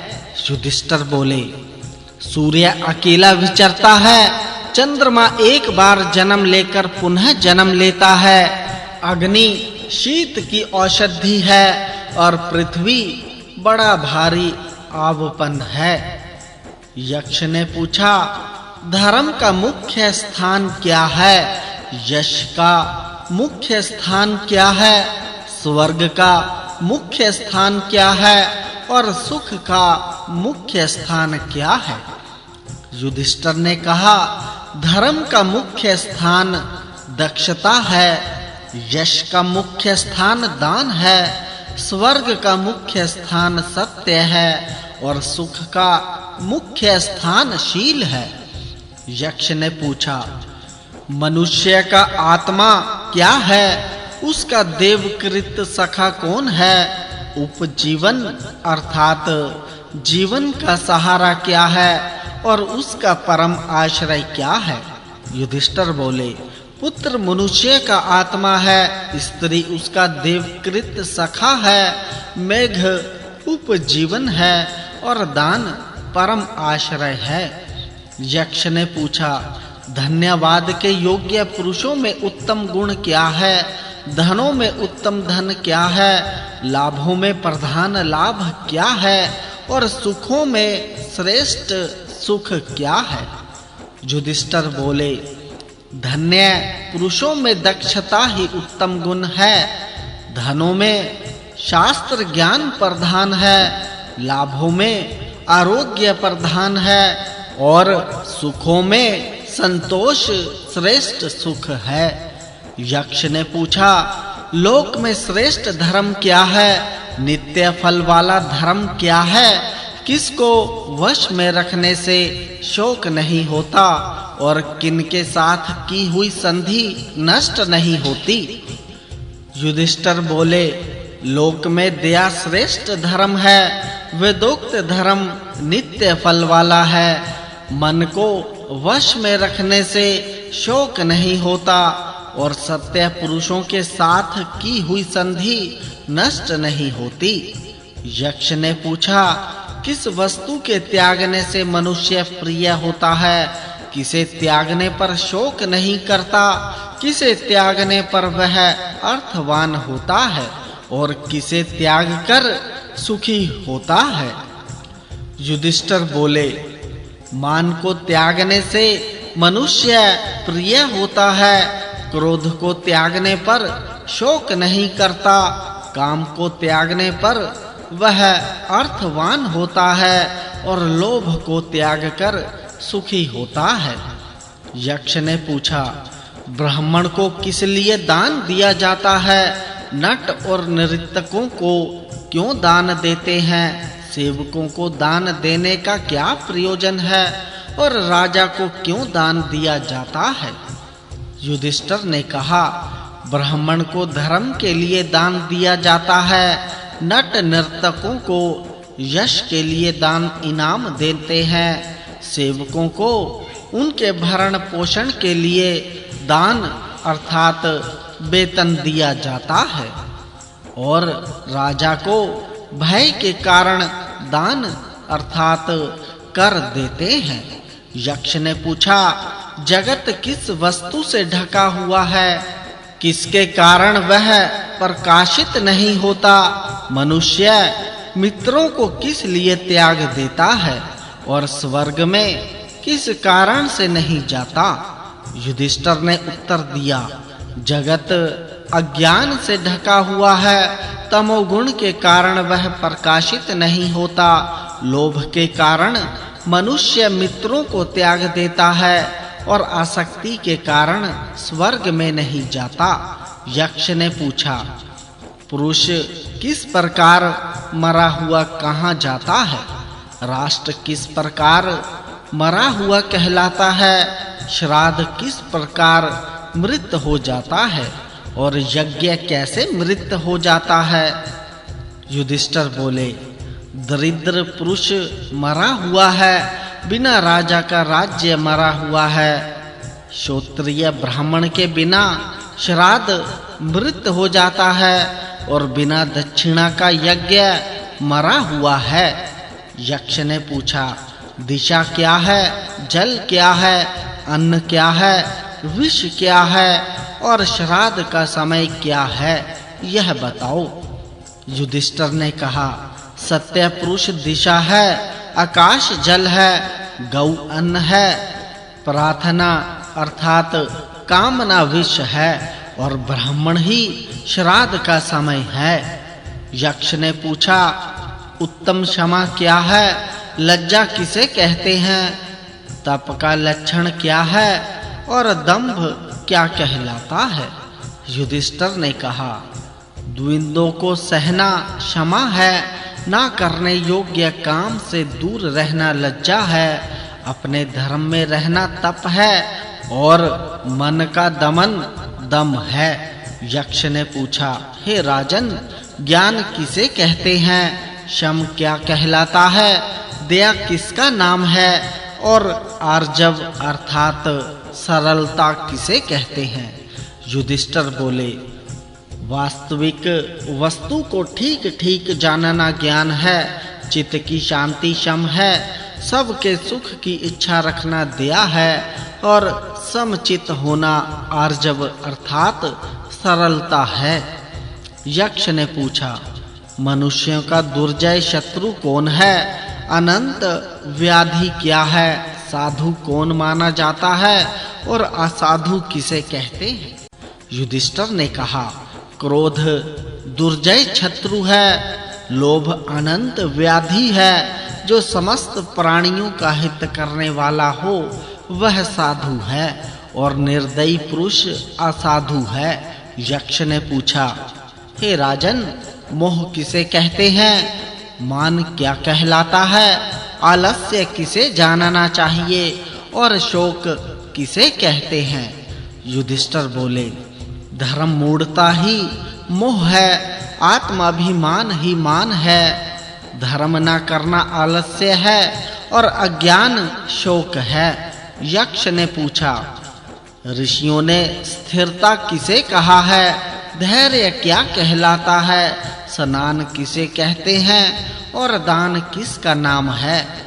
युधिष्ठिर ने कहा, अपने धर्म में स्थिर रहना ही स्थिरता है।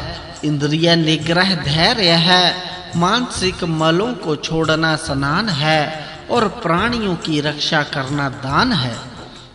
यक्ष ने पूछा, किस पुरुष को पंडित समझना चाहिए?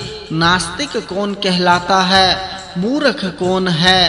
काम क्या है तथा मत्सर किसे कहते हैं?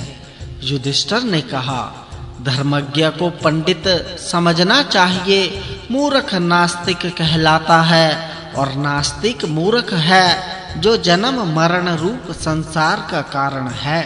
वह वासना काम है और हृदय का ताप मत्सर है। यक्ष ने पूछा, अहंकार किसे कहते हैं? दंभ क्या कहलाता है? जिसे परम देव कहते हैं वह क्या है और पेशून्य किसका नाम है? युधिष्ठिर बोले, महान अज्ञान अहंकार है। अपने को झूठ मूठ बड़ा धर्मात्मा प्रसिद्ध करना दंभ है। दान का फल देव कहलाता है और दूसरों को दोष लगाना पेशून्य अर्थात चुगली है। यक्ष ने पूछा, धर्म अर्थ और काम ये परस्पर विरोधी हैं। इन नित्य विरोधों का एक स्थान पर कैसे संयोग हो सकता है?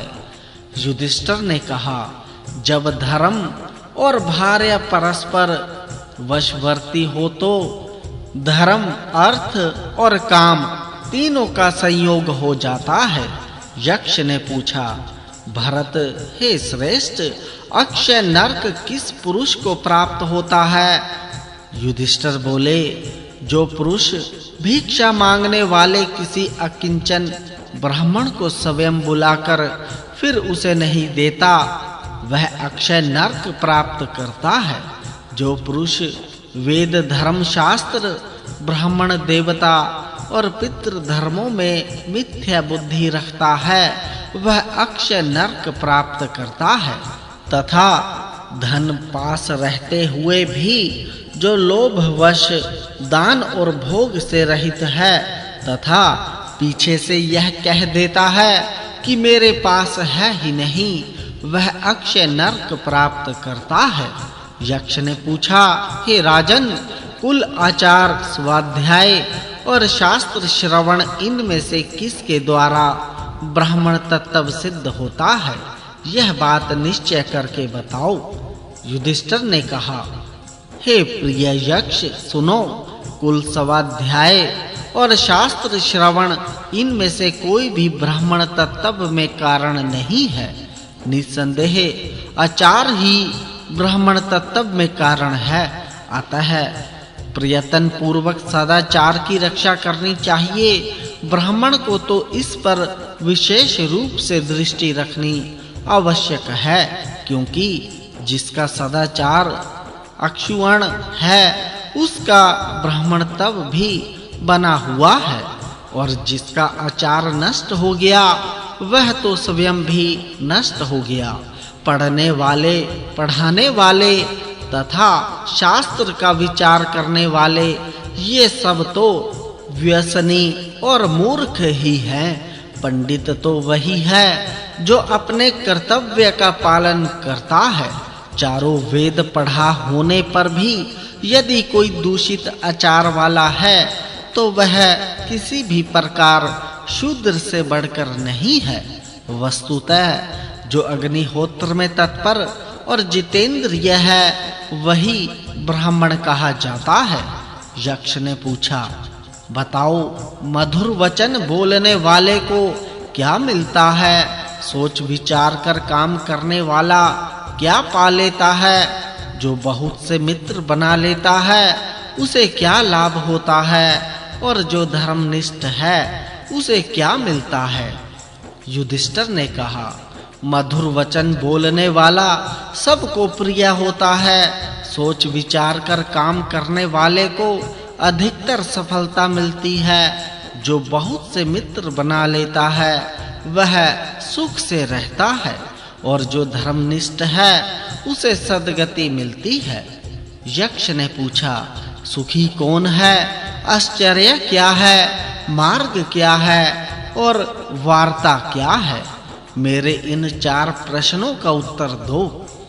युधिष्ठिर ने कहा, जिस पुरुष पर ऋण नहीं है और जो परदेश में नहीं है वह दिन के 5वें या 6ठे भाग में भी अपने घर के भीतर चाहे साग पात ही पकाकर खा ले तो वही सुखी है।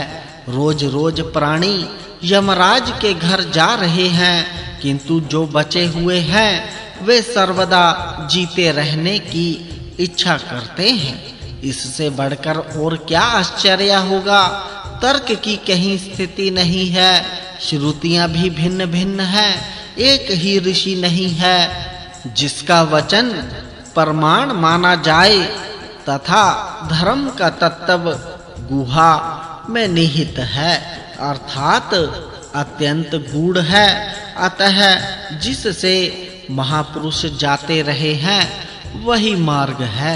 इस महामोह रूप कड़ाह में काल भगवान समस्त प्राणियों को मास और ऋतु रूप करछी से उलट पलट कर सूर्य रूप अग्नि और रात दिन रूप ईंधन के द्वारा राध रहे हैं।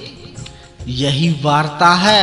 यक्ष ने पूछा, तुमने मेरे सब प्रश्नों के उत्तर ठीक-ठीक दे दिए, अब तुम पुरुष की भी व्याख्या कर दो और यह बताओ कि सबसे बड़ा धनी कौन है?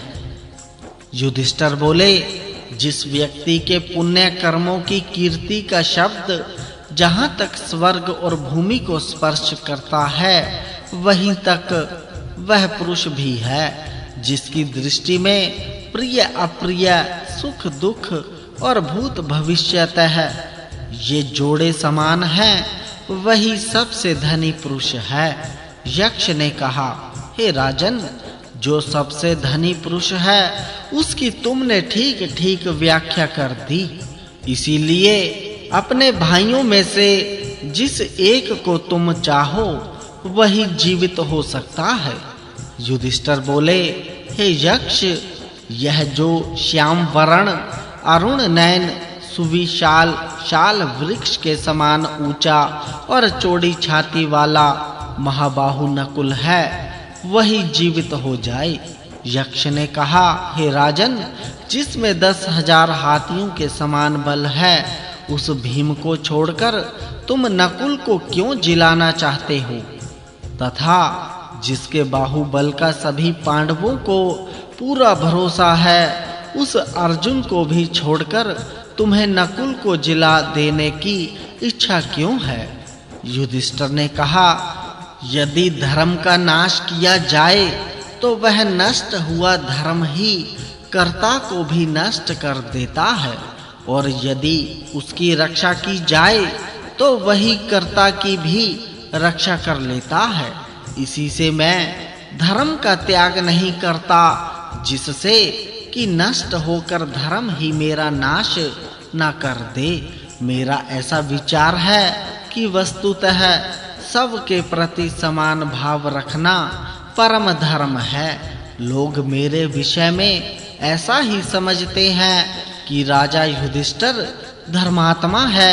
मेरे पिता की कुंती और माद्री 2 पत्नियां थी, वे दोनों ही पुत्रवती बनी रहें, ऐसा मेरा विचार है। मेरे लिए जैसी कुंती है वैसी ही माद्री है, उन दोनों में कोई अंतर नहीं है। मैं दोनों माताओं के प्रति समान भाव ही रखना चाहता हूँ, इसीलिए नकुल ही जीवित हो। यक्ष ने कहा, हे भरत श्रेष्ठ, तुमने अर्थ और काम से भी समता का विशेष आदर किया है, इसीलिए तुम्हारे सभी भाई जीवित हो जाएं। सारे बोलो भगवान कृष्ण जी की जय। वन पर्व अध्याय 204।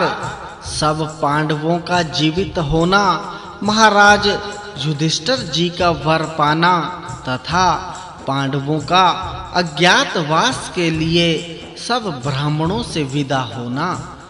वैशंपायन जी कहते हैं, हे राजन, तब यक्ष के कहते ही सब पांडव खड़े हो गए तथा एक क्षण में ही उनकी सब भूख प्यास जाती रही। युधिष्ठिर ने पूछा, हे भगवन, आप कौन देव श्रेष्ठ हैं? आप यक्ष ही हैं, ऐसा तो मुझे मालूम नहीं होता। आप वसुओं में से, रुद्रों में से अथवा मरुतों में से तो कोई नहीं है, अथवा स्वयं देवराज इंद्र ही हैं। मेरे ये भाई तो 100 हजार वीरों से युद्ध करने वाले हैं। ऐसा तो मैंने कोई योद्धा नहीं देखा जिसने इन सभी को रणभूमि में गिरा दिया हो। अब जीवित होने पर भी इनकी इंद्रियां सुख की नींद सोकर उठे हुओं के समान स्वस्थ दिखाई देती हैं। सो आप हमारे कोई सुहृद हैं अथवा पिता हैं? यक्ष ने कहा, हे भरत श्रेष्ठ, मैं तुम्हारा पिता धर्मराज हूँ, तुम्हें देखने के लिए ही यहाँ आया हूँ। यश, सत्य, दम, शोच, मृदुता, लज्जा, अचंचलता, दान, तप और ब्रह्मचर्य, ये सब मेरे शरीर हैं तथा अहिंसा, समता, शांति, तप, शोच और अमृतसर, इन्हें तुम मेरा मार्ग समझो। तुम मुझे सदा ही प्रिय हो। यह बड़ी प्रसन्नता की बात है कि तुम्हारी शम, दम, उपरति, तितिक्षा और समाधान, इन 5 साधनों पर प्रीति है तथा तुमने भूख, प्यास, शोक, मोह और जरा मृत्यु, इन 6 दोषों को जीत लिया है। इनमें पहले 2 दोष आरंभ से ही रहते हैं, बीच के 2 तरुण अवस्था आने पर होते हैं तथा अंतिम 2 दोष अंत समय पर आते हैं। तुम्हारा मंगल हो। मैं धर्म हूँ और तुम्हारा व्यवहार जानने की इच्छा से ही यहाँ आया हूँ। निष्पाप हे राजन, तुम्हारी समदृष्टि के कारण मैं तुम पर प्रसन्न हूँ। तुम अभिष्ट वर मांग लो। जो मेरे भक्त हैं उनकी कभी दुर्गति नहीं होती। युधिष्ठिर ने कहा, हे भगवन, पहला वर तो मैं यही मांगता हूँ कि जिस ब्राह्मण के अरणि सहित मंथन काष्ठ को मृग लेकर भाग गया है, उसके अग्निहोत्र का लोप ना हो। यक्ष ने कहा, हे राजन, उस ब्राह्मण के अरणि सहित मंथन काष्ठ को तो तुम्हारी परीक्षा के लिए मैं ही मृग रूप से लेकर भाग गया था, वह मैं तुम्हें देता हूँ। तुम कोई दूसरा वर और मांग लो। युधिष्ठिर बोले, हम 12 वर्ष तक वन में रहे, अब 13वां वर्ष आ लगा है, अतः ऐसा वर दीजिए कि इसमें हमें कोई पहचान न सके। यह सुनकर भगवान धर्म जी ने कहा, मैंने तुम्हें यह वर दिया, यद्यपि तुम पृथ्वी पर अपने इसी रूप से विचरोगे तो भी तुम्हें कोई पहचान नहीं सकेगा तथा तुम में से जो जैसा जैसा चाहेगा वह वैसा वैसा ही रूप धारण कर सकेगा। इसके सिवा तुम एक तीसरा वर भी मांग लो। हे राजन, तुम मेरे पुत्र हो और विदुर ने भी मेरे ही अंश से जन्म लिया है, अतः मेरी दृष्टि में तुम दोनों ही समान हो। युधिष्ठिर ने कहा, हे भगवन, आप सनातन देवाधिदेव हैं। आज साक्षात आपके ही दर्शन हुए, इससे अब मेरे लिए क्या दुर्लभ है। तो भी आप मुझे जो वर देंगे वह मैं सिर आंखों पर रखूंगा। मुझे ऐसा वर दीजिए कि मैं लोभ, मोह और क्रोध को जीत सकूं तथा दान, तप और सत्य में सर्वदा मेरे मन की प्रवृत्ति रहे। धर्मराज ने कहा, हे पांडु पुत्र, इन गुणों से तो तुम स्वभाव से ही संपन्न हो। आगे भी तुम्हारे कथा अनुसार तुम में ये सब धर्म बने रहेंगे। वैशंपायन जी कहते हैं, ऐसा कहकर भगवान धर्म अंतर्धान हो गए तथा सब पांडव साथ साथ आश्रम में लौट आए। वहां आकर उन्होंने उस तपस्वी ब्राह्मण को उसकी अरणी दे दी।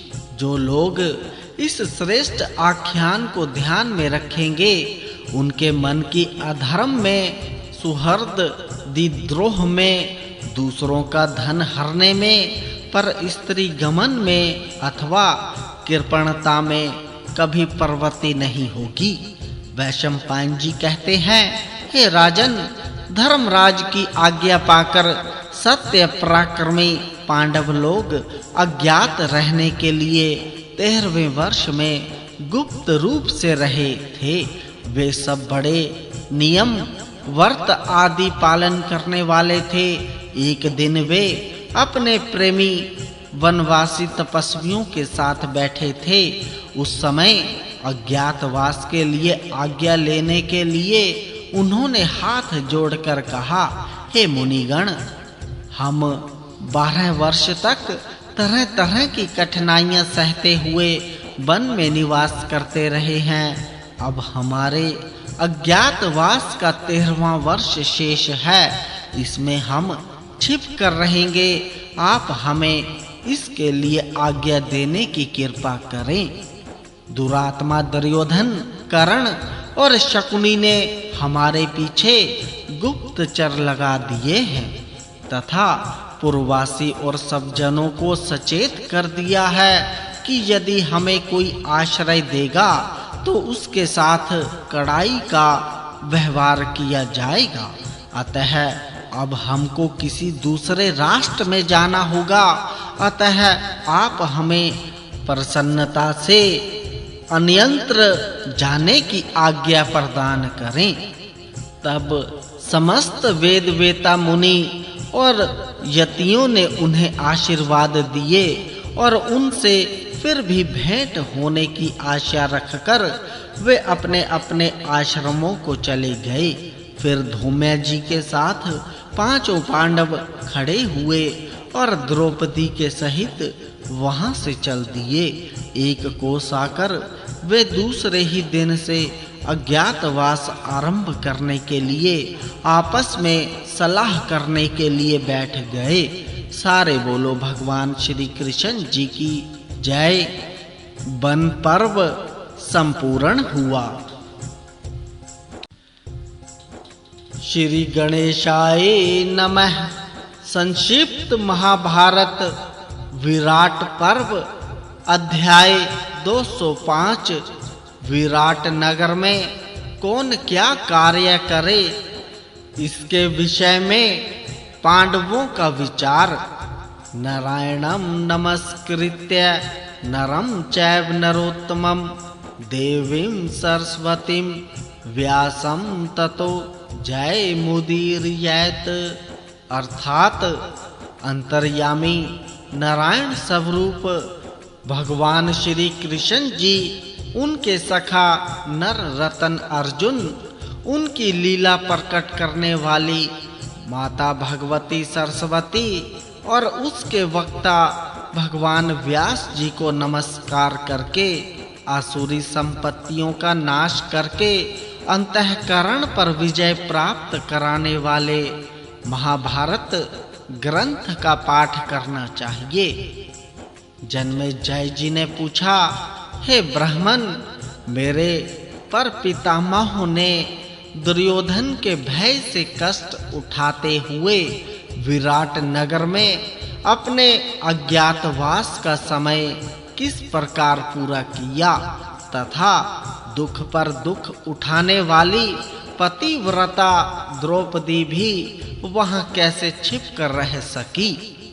वैशंपायन जी ने कहा, हे राजन, तुम्हारे परपितामह ने वहां जिस प्रकार अज्ञातवास किया था सो बताता हूँ, सुनो। यक्ष से वरदान पाने के अनंतर एक दिन धर्मपुत्र राजा युधिष्ठिर ने अपने सब भाइयों को पास बुलाकर इस प्रकार कहा, राज्य से बाहर होकर वन में रहते हुए हम लोगों के 12 वर्ष बीत गए। अब यह 13वां वर्ष लग रहा है। इसमें बड़े कष्ट से कठिनाइयों का सामना करते हुए गुप्त रूप से रहना होगा। हे अर्जुन, तुम अपनी रुचि के अनुसार कोई अच्छा सा निवास स्थान बताओ जहां हम सब लोग चलकर 1 वर्ष रहें और शत्रुओं को इसकी कानो कान खबर ना हो। अर्जुन जी बोले, हे महाराज, इसमें तनिक भी संदेह नहीं कि धर्मराज के दिए हुए वर के प्रभाव से हमें कोई भी मनुष्य पहचान नहीं सकता। अतः हम लोग स्वच्छंदता पूर्वक इस पृथ्वी पर विचरते रहेंगे। तो भी मैं आपसे निवास करने योग्य कुछ रमणीय एवं गुप्त राष्ट्रों के नाम बताता हूँ। कुरु देश के आसपास बहुत से सुरमय प्रदेश हैं जहाँ बहुत अन्न होता है।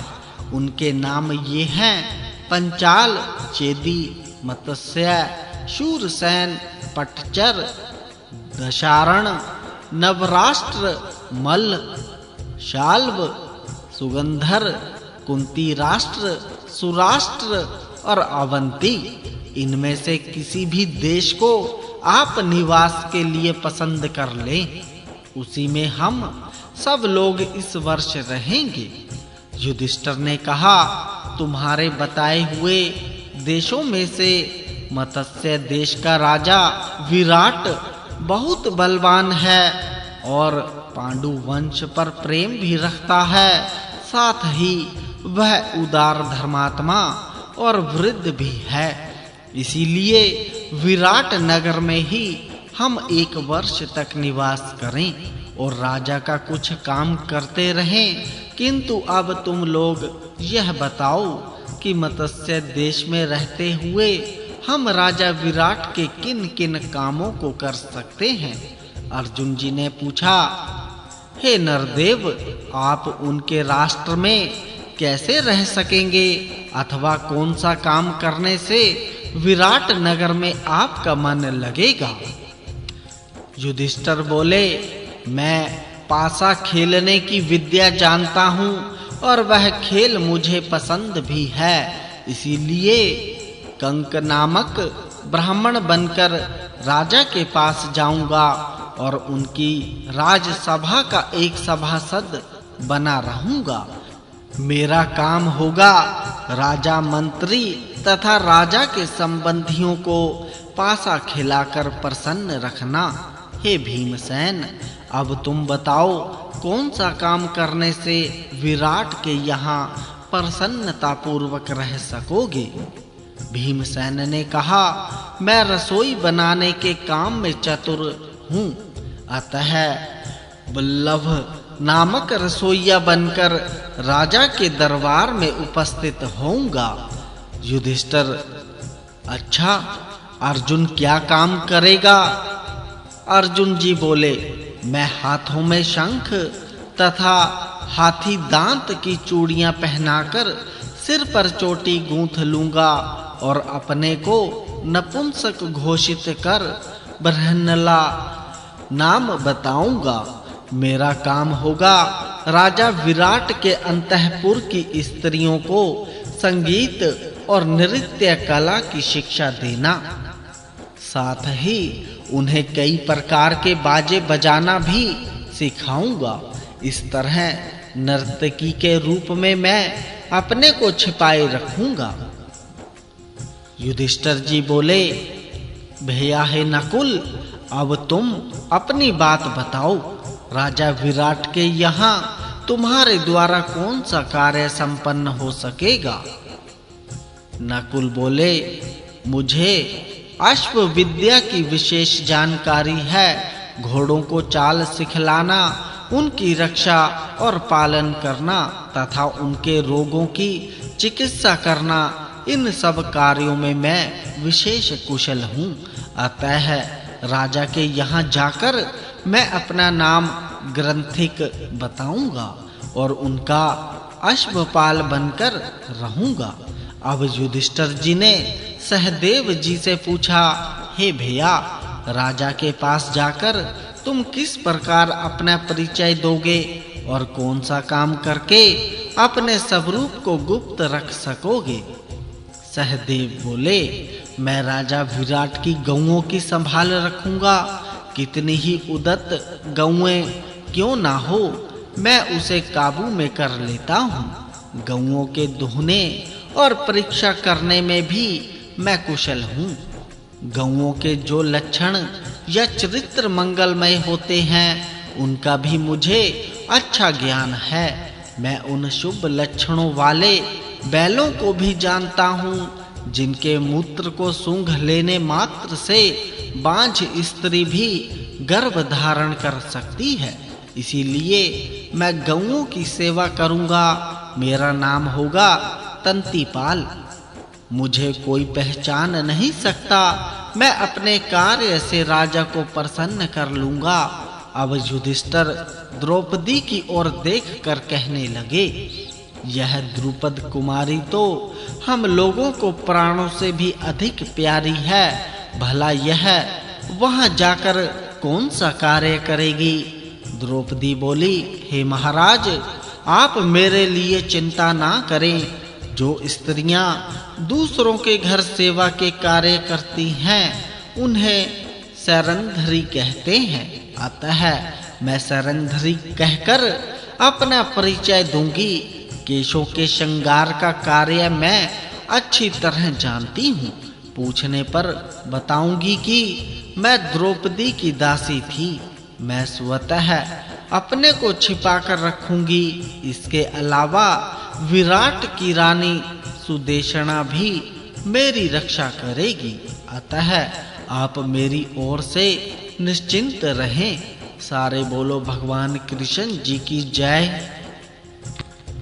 विराट पर्व अध्याय 206। धौम्य जी का युधिष्ठिर जी को राजा के यहाँ रहने का ढंग बताना। वैशंपायन जी कहते हैं, द्रौपदी सहित सब भाइयों की बातें सुनकर राजा युधिष्ठिर ने कहा, विधाता के निश्चय के अनुसार जो जो कार्य तुम लोग करने वाले हो, सो सब तुमने सुना दिए। मुझे भी अपनी बुद्धि के अनुसार जो कुछ उचित जान पड़ा, वह अपना कर्तव्य बताया। अब पुरोहित धौम्य मुनि जी सेवकों और रसोइयों के साथ राजा द्रुपद के घर पर जाकर रहे और हमारे अग्निहोत्र की रक्षा करें। इंद्रसेन आदि सारथी और सेवक गण खाली रथ लेकर द्वारका चले जाएं तथा ये सब स्त्रियां और द्रौपदी की दासियां रसोइयों और नौकरों सहित पंचाल को लौट जाएं। किसी के पूछने पर सबको यही बताना चाहिए कि हमें पांडवों का पता नहीं है। वे हमको द्वैत वन में ही छोड़ कर न जाने कहां चले गए।